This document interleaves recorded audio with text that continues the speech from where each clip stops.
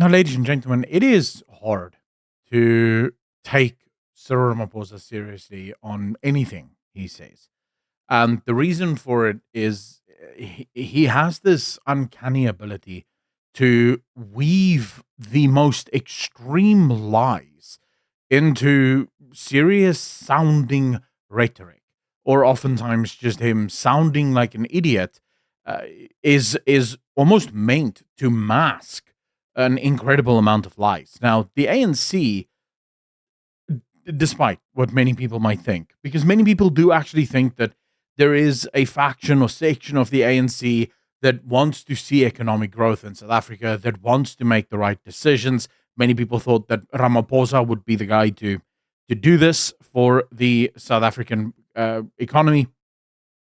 The truth, however, is that the ANC is a communist socialist movement. Nelson Mandela famously said that they will use capitalism to bring about communism. Thabo Mbeki is a full-blown communist. The difference between Mandela and Thabo Mbeki were they were intelligent. They were intelligent enough to at least know that if you move too fast, if you act too extreme, you end up with places like Zimbabwe. And that's obviously not what they want, because the ANC is convinced that they can bring about this utopia that has escaped every other communist country since the history of mankind. They think that they can do this without becoming Venezuela or Cuba or whatever. So over the weekend, our president, the esteemed Ramaphosa, he spoke in Zimbabwe, and at face value, it just sounds like he's a moron, and he clearly isn't paying attention. But there's more to this story than you might think. So he starts his speech as follows. On independence in 1980, the new democratic government of Zimbabwe had to take on the momentous task of dismantling colonial-era patterns of land ownership.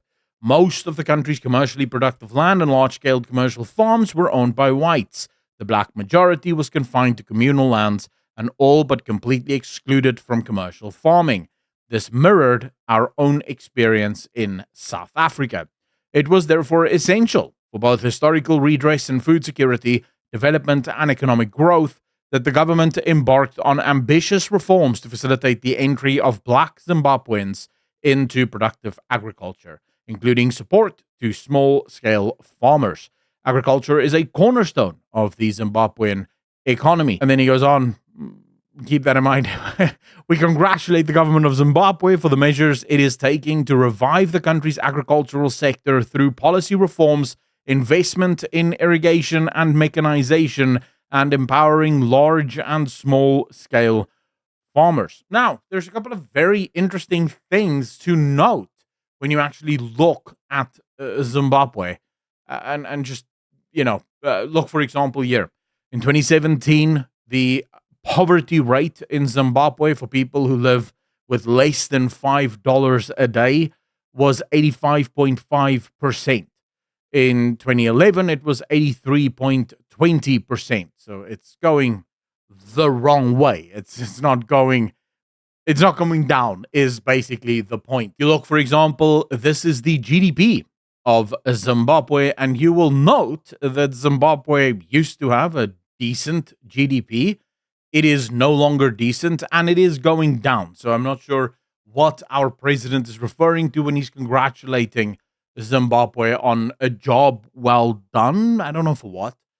It makes no sense. Let's look at the unemployment rate. When you take the official unemployment rate from Zimbabwe, you will find that it sits at 5.42%. And you will say, wait, that's miraculous. They have an unemployment rate equal to that of European countries, of America. This is insane. Like, how did they do that? A country that literally doesn't have its own currency. Just FYI. The currency's devaluation reached something like 6 trillion, right? Percent. So the currency was discontinued.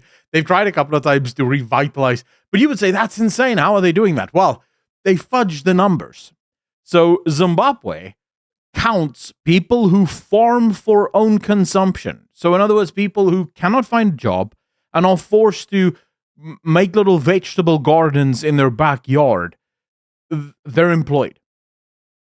So, in other words, if you manage to make your way to a dustbin and fish out some leftover food, you are employed according to the Zimbabwean people or the Zimbabwean government. Yes, you're a forager, effectively, and that's good enough for them. That's how they get the percentage that low, by the way. If you actually remove that, which most governments from about 2013, have agreed to remove, because self-sustained farming is not employment, because it oftentimes masks a lot of the failures within an economy. And when we're calculating the unemployment rate, we want to know what the hell is failing, right? The point isn't to get that number as low as possible.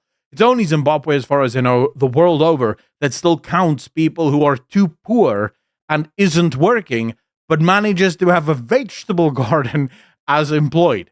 But if they didn't, their unemployment rate would sit somewhere between 90 and 95%. Again, I would like to remind you, our president did congratulate them for taking the measures to revive the Zimbabwean economy. We look, for example, at this Zimbabwe in 10 numbers. It has had two leaders. It is a dictatorship, after all. 231 million% inflation, and that was in July of 2008. This is also where it stopped, because they just stopped using the Zimbabwean dollar and they switched to the rand as well as the American dollar. Here you have Zimbabwe's output, right, in GDP terms, and you will see right here is where they just gave up on the Zimbabwean dollar and switched over to the dollar. And the only reason that line is as up as it is because it was measured in actual currency, and their currency was obviously doing crazy stuff. 74% of the population living on less than $5.5 a day. 90% is the current estimations on the unemployment rate. They have a pretty high literacy rate, and that's always been sort of the one saving grace. But I would again just like to bring you back to what our president said. He congratulated them on the incredible work that they have done. When you have a country that is currently starving, when you look, for example, here, roughly 38.9% of the Zimbabwean population are completely malnourished. In other words, in need of medical attention to help them survive, because they don't have enough food to actually keep them going. But our president is praising them, saying, hey, well done. Well, good job, boys. So why is the president doing this? It's not because he's stupid. He actually isn't. He is, but for a very different reason. It's because they can't pretend now that Zimbabwe made a huge mistake when they are on the eve of doing the exact same thing. I know News 24 and Daily Maverick and all the liberals in our country wants to tell us that, the government having expropriation without compensation isn't a big deal. If it wasn't a big deal, they wouldn't have pushed so hard for the law. The fact that they pushed so hard for the law is because they're going to use it. There's no other reason. If it truly wasn't a big deal, they would have just gone, this is making everyone sort of uncomfortable and anxious, and we don't really care about this law in the first place, so we'll just let it go. They didn't do that. The ANC is gearing up. They're going to do that in the very near future. I actually think this is also one of the reasons they're not taking America all that seriously, because they know that what is about to follow will make the Americans abandon them anyways, because that's literally what America did to Zimbabwe. It's what Europe did to Zimbabwe. The second the Zimbabwean government took farms forcibly from white landowners, the rest of the world sanctioned the living crap out of Zimbabwe, because you're not allowed to do that under international law. So the government already understands that their relationship with America is pretty much over. Their relationship with Europe is pretty much over, because they're embarking on this mission soon. And the last thing you can do now is pretend like, oh crap, look at what's happening in Zimbabwe. No, now is the time to pretend like, oh, this is brilliant. Look at what you guys have been able to achieve. And there's a reason why this is happening, by the way. Most people don't want to farm. I don't want to farm. Like, holy shit, if you gave me a farm right now, what the hell would I do with this thing? I don't know how to farm, right? And I would guarantee you 99% of people watching this video don't have a clue how to farm and wouldn't be able to do it, especially not at a commercial level, which is what most of the farmers in our country does, because they're generational farmers. They've been farming forever. It's not the kind of thing where you can just give someone a farm and say, go, do your thing. There are people who have been in farming for generations and they go bankrupt every single year because this particular one just doesn't have it in him. He doesn't know how to do it. And it's incredibly important that you have farmers that feel safe and secure so that they can actually feed your nation. Because unlike what most liberal morons seem to think, the food isn't from Woolworths or from Pick and Pay, or I know most of you won't shop at Checkers, but it's not from there. It comes from farms, right? The supermarket isn't growing it in the back rooms. They have to get it from farmers, and they're sort of important. So, yeah, let me know in the comment section down below what you guys think of our president. I'm pretty sure that within the next year or so, we will start to see the first farms being taken forcibly from white people. I'd love to hear your thoughts in the comment section down below. As always, ladies and gentlemen, thank you so much for watching. If you like what I do and you like the content that I make and you think more people should see it, please consider hitting the like button, subscribing, and also leaving a comment because it really helps. And then a massive shout out and thank you to all of the patrons and the YouTube channel members. Thank you so much for your support. If you want to support, just hit the link in the description down below or click the little join button right below this video. As always, I'll see all of you in the next one. Peace.